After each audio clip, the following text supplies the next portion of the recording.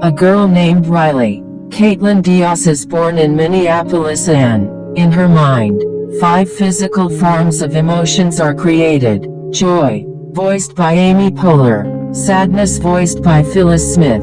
Fear, voiced by Bill Hader. Disgust, voiced by Mindy Kaling. And anger, voiced by Lewis Black. The emotions are charged with organizing Riley's memories, which are housed in spheres known as memory orbs.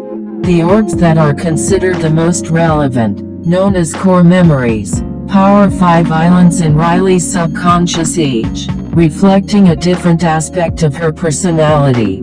Joy attempts to keep her happy, anger keeps her life fair, disgust keeps her from being poisoned both physically and socially, and fear keeps her safe.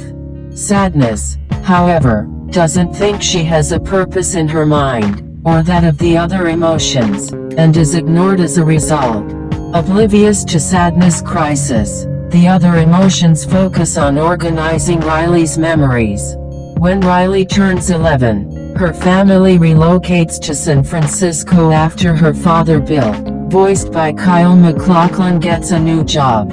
The emotions try everything in their power to make the moving process a pleasant experience, which is made difficult as Riley's father struggles in his new job. Things worsen when sadness inadvertently touches a happy memory of times with her parents, causing it to become irreversibly sad. Upon realizing that Joy cannot fix the memory and make it happy again, she disposes of it and occupies sadness by making her read a stack of mind manuals.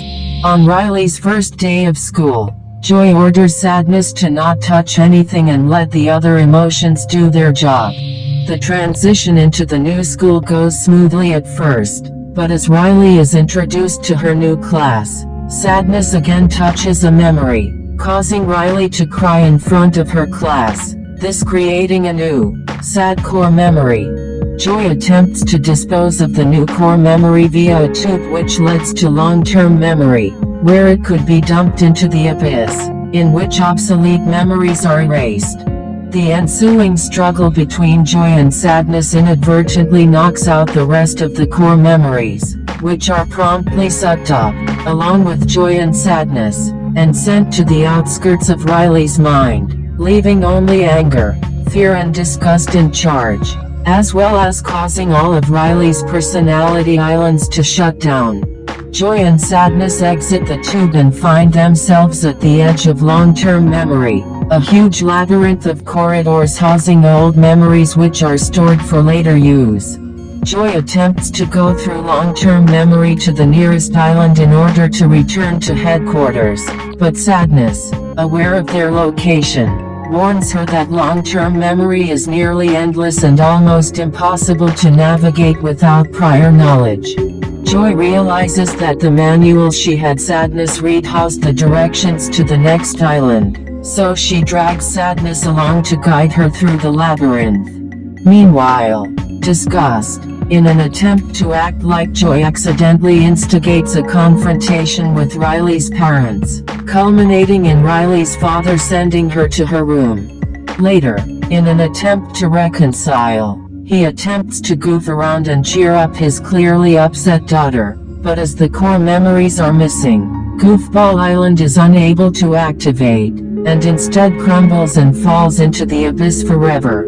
The 3 emotions at headquarters realize that attempting to use any aspects of Riley's personality without the core memories will result in the island being lost to the abyss. Meanwhile, in long-term memory, Joy and sadness encounter Bing Bong, voiced by Richard Kind, a hybrid creature of elephant, cat and cotton candy. As Riley's former imaginary friend, Bing Bong has been out of a job and roaming her mind since she was 4, and is delighted at the notion of helping Riley once again, and Joy promises to have Riley remember him once they return to headquarters. Bing Bong gives Joy his imaginary bag, which can store infinite objects without changing size, to store the core memories in, and claims to know a shortcut. He convinces the group that, rather than taking an island, which connects to HQ over a long, narrow pole that looms over the abyss. They should take the train of thought, and that he knows where a station is that the train consistently stops at before departing to headquarters. The shortcut proves dangerous, however, as Bing Bong inadvertently lets them into the center of abstract thinking, which activates in the middle of the group's venture, rendering them more and more abstract by the second. They barely escape the room, and miss the train by moments due to their close call. The next station that they can catch is only accessible through Imagination Land, which Bing Bong leads them through.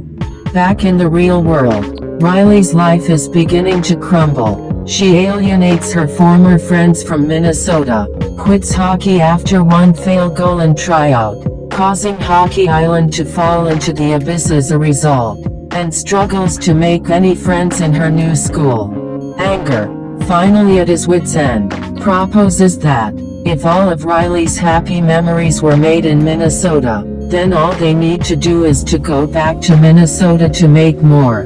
He locates an idea, which is depicted as a literal light bulb which can be plugged into the console at HQ, which would tell Riley to run away, and states that, should more go wrong, they should use it to convince Riley to return to Minnesota. Meanwhile, in the depths of Riley's mind, the group comes across old aspects of Riley's personality and life from when she was a toddler.